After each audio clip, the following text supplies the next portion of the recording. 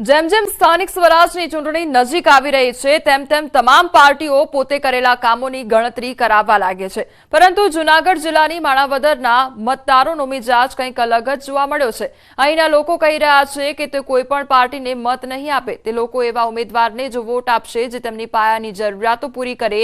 ખાસ અહીંના લોકોને પાણીની સમસ્યા છે। અહીંની મહિલાઓ જણાવી રહી છે કે તેમને 4 દિવસે પાણી મળે છે, સાથે જ તે લોકોના વિસ્તારમાં ગંદકી હોવાથી અહીંના લોકો આકરા પાણી જોવા મળી રહ્યા છે। માણાવદર નગરપાલિકાની ચૂંટણી યોજાઈ રહી ત્યારે ભાજપ કોંગ્રેસ છે તે દાવા કરી રહ્યા છે કે અમે અમારા શાસનમાં લોકોની સુખાકારી માટે કામ કર્યા છે, ત્યારે અહીંના વિસ્તારના મહિલાઓને પૂછતા એક નવું ચિત્ર સામે આવ્યું છે કે અહીં 4 દિવસે પાણી મળે છે, ત્યારે અહીંના મતદારો છે તે શું ઈચ્છી રહ્યા છે, આપણે તેની સાથે વાત કરીએ। બેન, આપના નામથી શું તકલીફ છે? અમારે પાણીની તકલીફ છે ને અમારે છે ને રોજ રોજ પાણી નથી દેતા। 5 દિવસ 100 દિવસ પાણી દે છે, અમારે કોઈ સફાઈ કરવા આવતા નથી, કુંડિયું સાફ કરવા આવતા નથી, ગંદકી એવી થાય છે।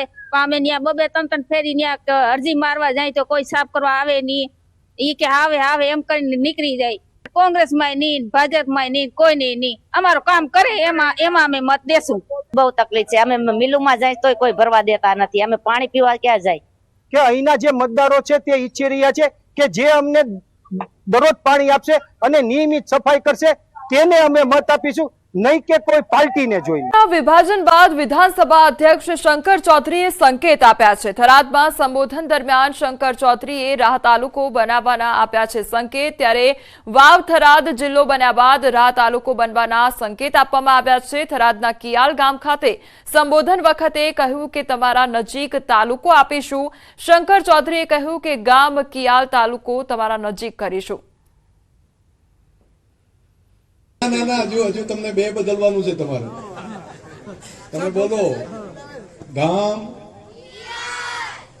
થોડા દિવસમાં તાલુકો બદલાશે। અને થોડા દાડાની અંદર જિલ્લો પણ જિલ્લો કયો બનશે? કયો જિલ્લો બનશે?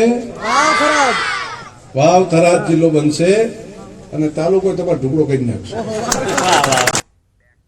ઉમરપાડાના વાડી ગામ ખાતે આવેલ સૈનિક સ્કૂલમાં 18 જેટલી વિદ્યાર્થીનીઓની તબિયત લથડતા આરોગ્ય વિભાગ દોડતું થયું। સુરત જિલ્લા આરોગ્ય અધિકારી ડોક્ટર અનિલ પટેલ સૈનિક સ્કૂલ પહોંચ્યા હતા, જ્યાં તાલુકા આરોગ્યની ટીમને સાથે રાખી શાળાના આચાર્ય અને ગૃહમાતાના નિવેદનો લેવામાં આવ્યા હતા।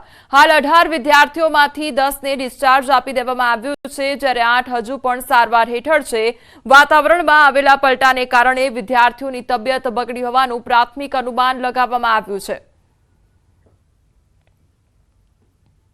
કોમન કોલ્ડ અમુક બાળકોને હતું, એટલે કે યુઆરટીઆઈ કહેવામાં આવે છે, અપર રેસ્પિરેટરી ટ્રેક ઇન્ફેક્શન। એની સાથે ફીવરની પણ કમ્પ્લેન હતી અને 1-2 બાળકોને વોમિટિંગની તકલીફ હતી।